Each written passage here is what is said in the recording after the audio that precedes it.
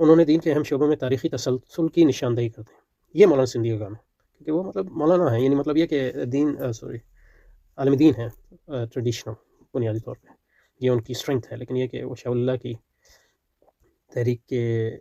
ایک مجاہد بھی ہیں، تو اس لحاظ سے ان کے تاریخی تسلسل کی نشاندہی یہ بہت امپورٹنٹ ہے، کیونکہ دین کے شعبوں میں تاریخی تسلسل کی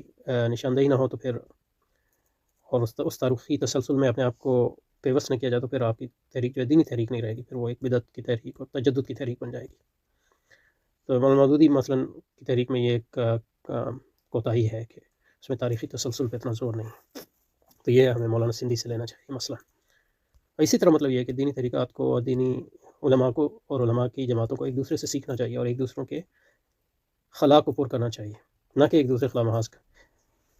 تو انہوں نے دین کے اہم شعبوں میں تاریخی تسلسل کی نشاندہی کرتے ہوئے دین فکر کے ماضی و حال کے باہمی تعلق کو